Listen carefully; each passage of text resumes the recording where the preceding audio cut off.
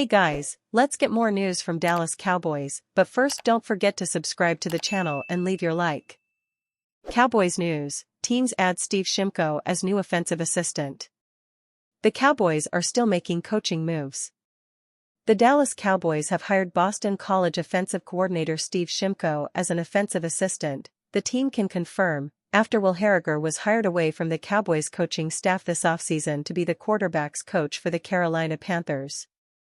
Shimko reunites with offensive coordinator Brian Schottenheimer in Dallas after the two spent 2 seasons together in Seattle in 2018 and 2019. Shimko's prior experience includes working as a graduate assistant at Rutgers, Western Michigan, and Georgia, before landing on field at Garden City Community College as the JUCO Powerhouse's offensive coordinator and quarterbacks coach in 2016. He would hold that position for 2 years before moving on to the Seahawks for 2 seasons. Boston College then came calling as he served as tight ends coach in 2020 and 2021, quarterbacks coach in 2022 and offensive coordinator for the Eagles this past season. In his 1 season as coordinator, the Eagles were 80th in FBS with 24.8 points per game and 68th in total offense with 381.2 yards per game. The team finished 7-6 with a win over number 23 ranked SMU in the Fenway Bowl. Corey, a former sports agent, uses Joe Burrow's record 2023 contract as a starting point to outline Dak Prescott's probable 2024 contract extension. Last year was a banner one for the quarterback market.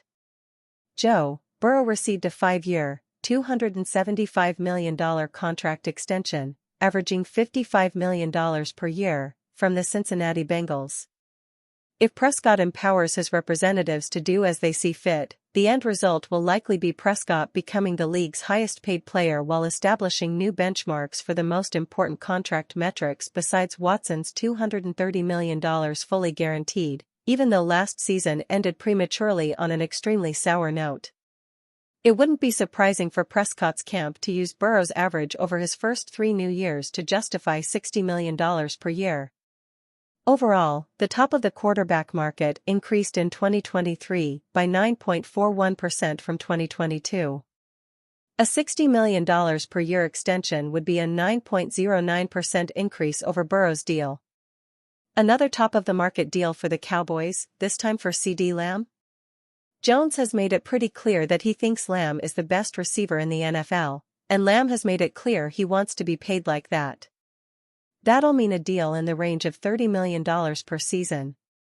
And he's surely worth it after breaking the Cowboys franchise single-season records for receptions and yards, 135 to 1,749, scoring 12 touchdowns and carrying the offense for much of the season. He is everything that I thought he would be, Jones said on his weekly radio spot in January. He has certainly met the mark of everything that we thought he could be when we drafted him in the first round in 2020. And I think he's just getting started. But will the Cowboys extend his contract now? Lamb is scheduled to make $17.9 million in 2024 on the 5th-year option on his rookie contract. Conceivably, a well-structured deal could chop $10 million off that cap number, which seemingly makes it an easy decision for a cap-strapped team like the Cowboys. They just might have to make him the highest-paid receiver in history to get it done. Handing out one record-setting deal after another means Dallas will bid farewell this offseason to major contributors. The NFC East tight lists won't necessarily be running it back, their laundry list of key free agents including D. Dorrance Armstrong, C. Tyler Baiadas, C.B. Stefon Gilmore, R.B. Tony Pollard, and L.T. Tyron Smith. Meanwhile, QB Dak Prescott is carrying a nearly $60 million cap hit next season, the final one before he's scheduled to explore free agency, this at a time when All-Pro CeeDee Lamb and OLB Micah Parsons need extensions. Did we mention the Cowboys are already more than $20 million over next year's cap, too? Raiders Pro Bowl RB Josh Jacobs might be the answer for an underwhelming run game. According to ESPN's Best Free Agent Fits, Las Vegas Raiders running back Josh Jacobs should be next in line to join the Cowboys' esteemed list of star running backs. He has been a volume grinder for the Raiders, with the low pad level to finish runs and the quickness to make defenders miss, Matt Bowen wrote. Jacobs, who led the NFL in rushing in 2022, could also be utilized as a receiving option for Dak Prescott on swings, screens and unders. Jacobs is powerful, much like other names that the Cowboys could turn to in Green Bay Packers back A.J. Dillon and Tennessee Titans star Derrick Henry. The ability to offer more in the red zone and when yards get tough is something Pollard frequently lacked. Furthermore, Jacobs, per Pro Football Focus projections, is only slated to make $3.5 million more than Pollard, $11.5 million compared to $8 million, for the next 3 years. Dallas Cowboys. Johnny Manziel believes career would have been more catastrophic if NFC East franchise drafted him in 2014. Back in 2014, when the Dallas Cowboys were on the clock to pick 16th overall at the NFL Draft, it seemed as though the NFC East franchise was going to go all in on Texas A&M Aggies star quarterback Johnny Manziel. The Cowboys ultimately did not go that way, and the Cleveland Browns later selected the Heisman Trophy-winning signal caller. In retrospect, for Manziel, that he was not taken by the Cowboys was a blessing of sorts. In a recent appearance on the Club Shay Shay podcast, Manziel admitted how much he desired for the Dallas Cowboys to take him, but in hindsight, he feels thankful that it did not push through, as it would have been catastrophic for him. Hat tip A to Z Sports. Looking back now, thank God that it didn't happen because I wouldn't be sitting here today, Manziel added. I think knowing what I was doing in Cleveland, how hard it was for me to party and move and do these kinds of things, if you would have put me in a landscape of that was my backyard that I knew, I had been driving from College Station up to Dallas when there was nothing going on in College Station, right? So, it was something I was familiar with.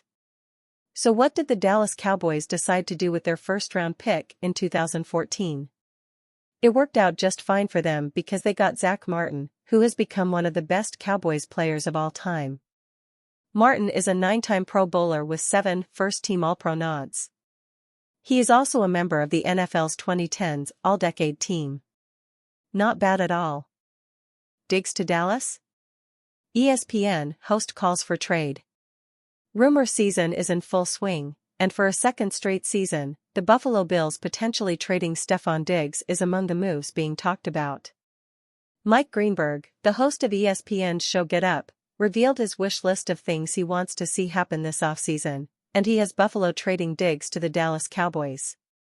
It is clearly over in Buffalo, Greenberg said. I don't know why, but it is. So, why not unite him with his brother in Dallas?